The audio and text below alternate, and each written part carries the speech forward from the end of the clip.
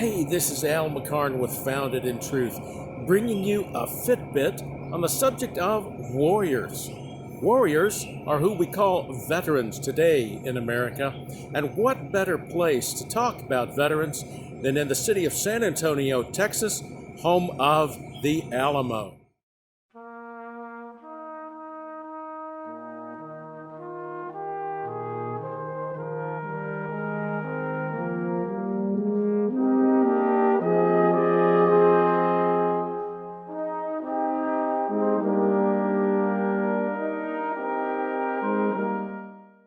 What is so special about the Alamo? The battle that happened here in 1836 was just one moment in time, one step in the never-ending dance of nations and empires that has defined the history of humanity from the beginning of time, and that will continue until Messiah Yeshua reigns from his father David's throne in Zion. In that Messianic age, we will not learn war anymore, but until then we study war because it's part of our reality. Some study war to become more efficient at it, but true warriors study war in hope that they may avert it, or at least diminish its impact. We remember the Alamo largely because of the legendary heroes who fought there, men like James Butler Bonham, Jim Bowie, William Barrett Travis, Juan Seguin, and David Crockett. They and the 200 Texans who defended the doomed outpost on March 6, 1836, exhibited the best of human character, courage, perseverance, selfless love, honor, and redemption. Their sacrifice made possible the ultimate victory several weeks later at San Jacinto, when the Army of Texas under General Sam Houston defeated the Mexican Army under General Antonio Lopez de Santa Anna and secured the independence of the Republic of Texas. Yet in remembering the great heroes whose names we know, we should not forget those whose names we will never know, especially the 600 Mexican warriors who gave their lives at the Alamo in defense of their country, their homes, and their way of life. True warriors understand this. Often it is those whom the rest of the world call the losers who make the greatest sacrifices and who deserve the greatest honor. This is a central part of the story of humanity that too often gets overlooked in the tides of history. It's too easy to get caught up in the dance of empires and forget that the participants in that dance are ordinary human beings like you and me. In Texas, it was ordinary human beings who shaped the history of a region that's become a crossroads of empire for 500 years. It was 1519 when Spain claimed Texas as part of its empire, proclaiming sovereignty over the native peoples whom we know now as Tejanos. They are the descendants of the Mission Indians who formed communities in and around the Catholic missions Spain established in their Texas colony. In time, Spain's empire gave way to the Republic of Mexico, and Mexico relinquished its hold on Texas when Anglo-Americans moved in as settlers in the vast, empty regions of the territory. Within 10 years, the Texans agreed to be annexed by the United States, a development that brought the U.S. and Mexico into direct conflict. When it was over, American military might had expanded the borders of the United States all the way to the Pacific coast, acquiring the former Mexican territories of California, Arizona, and New Mexico, as well as Texas. And to think it all began with the Spanish claim of sovereignty over Texas in 1519. Interestingly, in that same era, other great events were happening that seemed insignificant at the time. In 1517, an obscure German priest named Martin Luther nailed a document of protest on his church door. Luther's 95 Theses were a call for the Catholic Church to reform itself and return to the standards of righteousness given in the Bible. Who knew at that time that Luther's protest would spark a global reformation? Within a century, all of Europe was divided between Protestant and Catholic states, with Spain as the champion of the Roman Catholic Church. The wars of religion devastated Europe, culminating in the 30 Years' War that ended in 1648.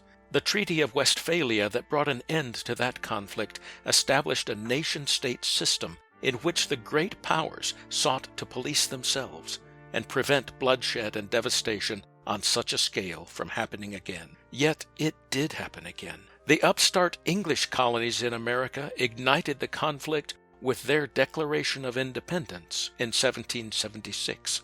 The wars of revolution soon spread to France, bringing down one empire and setting up another under Napoleon Bonaparte. When those wars ended at last in 1815, a new concert of Europe emerged to try to keep the peace. This time, the great powers of Britain, France, Austria, Germany, and Russia did succeed in preventing a major conflict for nearly 100 years. In that time, 3 others entered the ranks of the great powers: the United States, Italy, and Japan. There was one other great power, but it remained in the club only by default. Not only was it the only Muslim power, but it had also been on the decline for decades. That was why the Turkish Ottoman Empire held the dubious title of the sick man of Europe. In that same era, when Spain was building its American empire and Luther was launching the Reformation, the Ottomans burst on the scene as the successor to the great Islamic caliphates. In the year 1517, as Luther composed his 95 Theses, the Ottomans under Sultan Suleiman the Magnificent gained control of Jerusalem and the Holy Land. They would not give it up for another 400 years. As the European powers sought to bring order to their relations with one another, the Ottomans clung tightly to the Islamic principles that had brought them to power. That meant above all bringing the rest of the world into submission to what they regarded as God's ultimate revelation. As always, it was the warriors who bore the brunt of these imperial clashes. The Ottomans laid siege to Vienna in 1529 and again in 1683, bringing the threat of Islamic domination over Eastern and Central Europe. Both invasions were beaten back, and after 1683 the Ottomans entered a long period of decline. Over the next 2 centuries, the Christian peoples they had conquered and the Christian empires they had threatened steadily drove back the Turks. By 1914, Turkish territory in Europe consisted of the region immediately around Constantinople, the city we know today as Istanbul. The nations of Greece, Bulgaria, Romania, Serbia, Montenegro, and Hungary had regained their independence from the Turks, and others sought to do the same. The Ottoman Turks were not the only ones who controlled the territory and destiny of other peoples. Every European empire and the non-European powers in America and Japan did so as well. Germany, Austria, and Russia, for example, had dismembered Poland in the 1790s, leaving a proud and once powerful people without a national existence of their own. The same could be said of the Czechs, Ukrainians, Croatians, Armenians, Filipinos, Koreans, Arabs, Egyptians, Indians, and many others. Most especially it was true of the Jews, who had had no nation of their own for 1900 years. This was the general situation on June 28, 1914, when an angry young man shot dead the heir to the throne of the Austro-Hungarian Empire in Sarajevo, Bosnia. That seemingly random incident of terrorism was the spark that united the next round in the dance of empires. Within a few weeks, all of Europe and Europe's global colonies were at war. Only the United States stood aside as a neutral, but that did not last long. In April of 1917, President Woodrow Wilson asked Congress to declare war on Germany in response to many provocations. Wilson called this the war to end all wars, a label that expressed the hopes of all mankind. The worst horrors of the conflict had already come to pass by the time the Americans entered the war. Germany began the horrors with the rape of Belgium in their initial offensive of 1914. Technological innovations such as submarine warfare, aerial bombardment, machine guns, poison gas, and tanks had not only brought a stalemate to the Western Front in France and Belgium, but had inflicted death in such numbers as to cut in half an entire generation. The introduction of American warriors in 1918 spelled the difference, bringing encouragement to the Allies and defeat to the exhausted Germans. Already Germany's allies in Austria and Turkey had sought terms of surrender. Having little choice, the Germans followed suit, agreeing to a ceasefire on November 11th, 1918. That was Armistice Day, a day still remembered as a memorial around the world.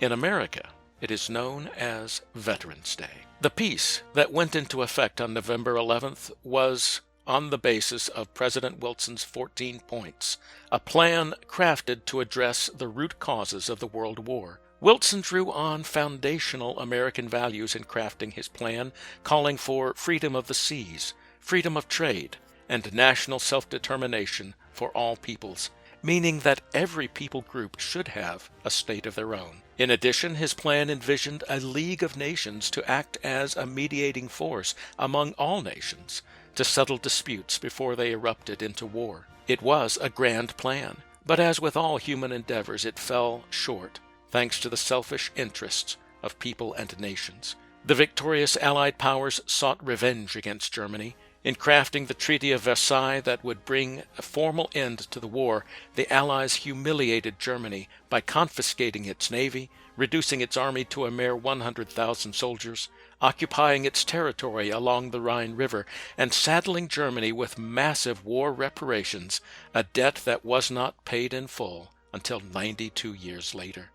The treaty also stripped Germany of all its overseas colonies and reduced its European territory to make way for the independence of Poland and Czechoslovakia. The economic, military, and political humiliation of the Treaty of Versailles sowed bitter seeds in the hearts of all Germans, leading to a harvest of new conflict in World War II just 20 years later. Similar treaties humiliated the other empires. Russia had already left the war in 1918 due to the Bolshevik Revolution that brought down the empire of the Tsars and established the Soviet Union. In the wreck of the Russian Empire, Ukraine, Latvia, Lithuania, and Estonia gained independence. The Treaty of Saint-Germain-en-Laye dissolved the Austro-Hungarian Empire, establishing in its place an independent Austria, Hungary, and Yugoslavia. Finally, the Treaty of Lausanne in 1923 dissolved the Ottoman Empire, dividing its territory between Britain and France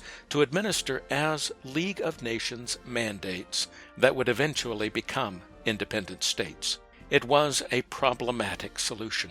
Although modern Turkey came out stronger as a national entity, the vacuum of Ottoman withdrawal from the Middle East left the two European powers to administer a growing conflict among competing Arab factions and a rising Jewish Zionist entity in Palestine. The fact that Great Britain and France had each made conflicting agreements with one another and with their Arab and Jewish counterparts only confused matters even more. In the end, Britain was left in the unenviable position of limiting Jewish immigration to Palestine, even as a rising Nazi power in Germany threatened Jews everywhere. The tragic result was a continental population trapped in Europe as the Second World War erupted.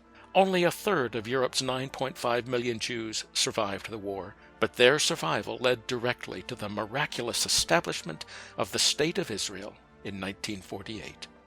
This sweeping survey of world history only touches the surface. As I said, it is too easy to overlook the very human stories as we examine the dance of empires. The warriors have been present through it all, marking every change in the global order with their blood. With them as well are their loved ones, whether safe at home or in the path of conflict.